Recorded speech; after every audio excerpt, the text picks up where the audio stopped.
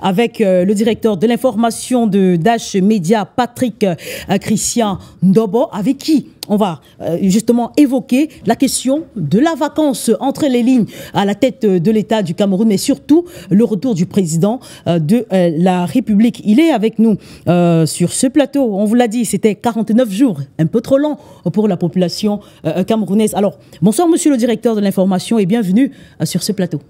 Bonsoir Amel, bonsoir à nos téléspectateurs. C'est un plaisir partagé que d'être sur ce plateau, évidemment. Alors, on l'a vu, le retour du président de la République, Paul Biya, au Cameroun, met fin à la polémique. Écoutez, la polémique, on a comme l'impression qu'on s'en nourrit dans notre pays ces derniers temps. Mais on pourrait en effet dire que oui, au moins le retour du président peut laisser place à une fin de polémique. Parce qu'il faut surtout dire qu'on a tellement épilogué sur ce sujet qui a fait couler beaucoup d'encre et de salive, tellement on a saturé les conversations, autant des conversations physiques que des conversations sur le digital, au point où on avait l'impression que les Camerounais ont même oublié le quotidien aussi difficile qui est le leur. On a oublié les difficultés de télécommunication qui nous embourbent dans une espèce de déni de notre droit à la communication, avec autant de méga dépensés sur les réseaux sociaux pour polémiquer sur cette histoire. On a même oublié que nous avons des difficultés sur nos voies routières, autant sur les voies urbaines que interurbaines. On est passé par presque tous les clichés et toutes les déclarations. Des discours, vous parliez de la vacance, des discours sur la vacance du pouvoir, tenus parfois par des personnalités publiques ou partisanes de haut rang, sans que, de manière fondamentale, ces discours, ces exposés épistolaires et même ces déclarations tonitruantes nous donnent les fondements véritables, n'est-ce pas, de leurs affirmations et conclusions sur la question de la vacance. Quoi qu'il en soit, ce qui est sûr, c'est que ce retour du président de la République vient au moins se mettre fin à un certain nombre de supputations, en attendant évidemment d'autres ou un autre sujet de polémique commencer à en donner sur l'espace public. Mais il faudrait également, on ne pourrait quand même pas évacuer les différents débats qui ont alimenté pendant plusieurs jours et envenimé les espaces publics et la toile sur l'état physique du chef de l'État. Oui, ce serait peut-être trop facile de dire que le retour du président de la République peut nous permettre de balayer d'un revers de la main l'ensemble des propos, des conversations et surtout des débats qu'il y a eu autour de l'état physique ou de l'absence du président de la République. Là aussi, il y a matière à s'interroger. Il y a véritablement matière à s'interroger parce que entre fake news, infox, interdiction et surtout presque sujet tabou par voie de communiqué rendu ainsi par voie de communiqué du MINAT qui interdisait quasiment à la presse d'aborder la question, on est allé dans tous les sens. On est véritablement allé dans tous les sens. On a surtout eu l'impression qu'il y avait, comme de part et d'autre, une envie, soit de verser dans l'infox, soit de masquer un sujet. Et on peut, quoi qu'il en soit, se dire que cette situation a permis de déceler, d'une part, un certain cynisme derrière cette espèce de doxing, c'est une expression anglo-saxonne, cette espèce de doxing organisé par certains acteurs publics opposés au pouvoir du président de la République, auquel il faut associer l'orchestration de la divulgation mortifère de quelques données personnelles sur la personne du président de la République. Et donc, dans toutes ces situations, on peut quand même voir la main tapie dans l'aube de certains soutiens et piliers de la mouvance séparatiste dans les régions du nord-ouest et du sud-ouest, agissant avec une certaine aisance à l'extérieur du pays, mais aussi de l'intérieur avec certains complices tapis dans l'ombre plus ou moins rendus publics. Ces actes-là, associés à quelques discours politiques, sont effectivement ce qu'on a pu observer sur la scène publique. Ces acteurs ou ces agissements sont loin d'être anodins, il faut se le dire. Surtout parce qu'ils surfent sur certaines velléités, à la fois politiques et séparatistes connues, mais qui ont été contenues, mais laissent également transparaître, lorsqu'on fait une certaine lecture globale de cette situation, cela peut laisser transparaître aussi comme une incapacité à mettre à mal de manière frontale, éthique et même structurée le pouvoir détenu par le président de la République depuis bientôt un peu plus de 4 décennies. Donc, on peut dire que depuis ce temps, ces velléités de contestation, d'opposition et même séparatistes pour le cas les plus récents n'ont pas pu bousculer l'homme Biya.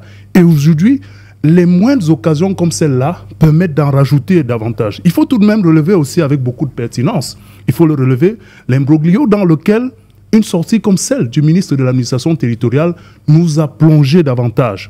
Cette sortie autour de la question avait laissé transparaître comme une volonté de museler la presse. Et cette certaine volonté de museler la presse a eu un écho davantage polémique et a aussi dressé des clivages au sein de la population. Il faut surtout dire qu'on n'en avait pas besoin. On pouvait se passer de ça parce que cette volonté de museler la presse a fait naître aussi une espèce de foyer de ravivement de l'infox à base de cette situation. Et quand on dit qu'on aurait pu s'en passer, c'est parce que, justement, les infodémies comme celle-là se servent de ce genre de tabou. Les infodémies comme celle-là mettent à mal la situation. Et les crises ou les situations de crise peu éclairées ou mal gérées ont toujours de façon inéluctable entraîner des gangrènes poreuses, contagieuses et même toxiques pour l'information qu'on divulgue dans l'espace public. Donc, on aurait pu aussi se passer de cette sortie ou de ce sujet rendu tabou par le ministre de l'administration territoriale parce qu'effectivement, le cabinet civil qui est responsable de la situation des mouvements du président de la République s'était déjà prononcé. Eh bien, au-delà, quand même, quand je vous entends parler au-delà de ces différents débats, il y a quand même lieu de s'interroger sur certaines libertés et certains discours qui aujourd'hui ont presque désacralisé les notions de mort, Patrick, dans notre société. Oui, effectivement, c'est peut-être là où le bal blesse sur le plan humain, sur le plan de la constitution et de la structuration de nos sociétés africaines. Effectivement, la réserve et même la mystique naturelle de nos sociétés autour des questions de vie et de mort, et particulièrement de la mort, a presque volé en éclats au cours de ces dernières semaines. C'était à se demander si on n'a plus de réserve quand on évoque la mort. On peut comprendre sans le justifier, ou bien on peut lire à travers certains actes d'hommes politiques, certaines déclarations, une volonté de vouloir exploiter, même de façon la plus immorale, certaines situations par rapport aux ambitions politiques ou à un certain nombre d'ambitions de contestation. Mais quand on voit l'élan avec lequel on se situe dans ce genre de situation, on a lieu d'être inquiet. On a lieu d'être inquiet parce qu'on est presque en train d'assister à une banalisation de l'humanisation de notre société. Et ça, c'est grave. Parce qu'on se demande comment est-ce qu'on en est arrivé là. Le président Biya, qui n'en est d'ailleurs pas à sa première expérience, vous vous souvenez de cet épisode de juin 2004 où lui-même il donnait sur le perron du tarmac de l'aéroport international de Yaoundé-Simalène un rendez-vous dans une vingtaine d'années. On était déjà passé par ce type, n'est-ce pas, de situation avec pratiquement le même résultat que ce que nous avons eu aujourd'hui, cet après-midi, tout au moins, du côté de Yaoundé, au même lieu, l'aéroport international de Simalène, avec un président de la République, toujours là, alors qu'on a supputé sur toutes les situations concernant... Alors, au-delà de la situation qui a été vécue ces dernières semaines, si certains partisans, certains accusent les partisans du président de la République de jouer au triomphalisme derrière des retours comme celui d'aujourd'hui et celui de 2004, on peut aussi interroger quand même et passer au scanner tous les discours qui ont alimenté cette période. On nous a parlé d'un éléphant qui aurait circulé dans les ruelles du côté des boulevards. On nous a parlé des pluies torrentielles avec des éclairs. Tout cela qui annoncerait... En tout cas, on est passé par toutes les lectures de devins de la République qui décrivaient un dessein mortifère et voulaient plonger l'opinion publique dans une considération qui ne relevait que de leur génie imaginatif.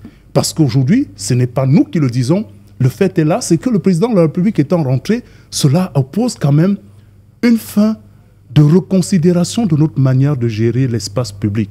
Malheureusement, si certains sont conscients de l'infox qu'ils utilisent pour des desseins particuliers, l'opinion publique n'est souvent pas au fait de cette tentative de manipulation qui leur est servie. Et donc, on peut dire qu'au-delà de cette affaire du président de la République, on peut vraiment craindre la déshumanisation qui se construit autour de notre société et l'impact qui déstructure profondément nos acquis et nos réserves sociétales autour de ces questions. Nous n'avons même plus peur de parler de la mort. Nous souhaitons même la mort des autres, comme si nous souhaitions, nous, d'être là demain quand nous aurons souhaité la mort des autres. Et ça, ce n'est pas notre société. Ce n'est pas nos sociétés africaines. Il faudrait peut-être qu'on repense et qu'on remette la morale, l'éthique et cette réserve-là au cœur de notre société. Peut-être c'est le mal qu'il faut le plus attaquer dans la considération de notre espèce. Et puis après, une chose est certaine, c'est que si on ne traite pas ce mal à la source, on risque d'avoir des situations encore plus dangereuses que celle-là. Voyez-vous, il n'est pas question d'imaginer, par exemple, que le président de la République soit immortel. Elle n'est peut-être pas d'actualité, son départ de cette vie pour une autre, mais elle est certaine, comme cela est certain pour chacun de nous. Mais quel est le discours que nous tenons à ceux à qui nous avons dit, avec emphase, avec certitude, et de la manière la plus élaborée dans notre infox, ce que nous avons dit à son sujet quand nous le voyons aujourd'hui? En tout cas, une chose est certaine, c'est qu'aujourd'hui, on peut laisser de côté cette supputation et surtout se dire qu'on a mieux à faire. J'aimerais peut-être voir qu'avec emphase, on s'interroge sur la manière de redonner à notre société ce côté humain, cette humanisation qui lui manque.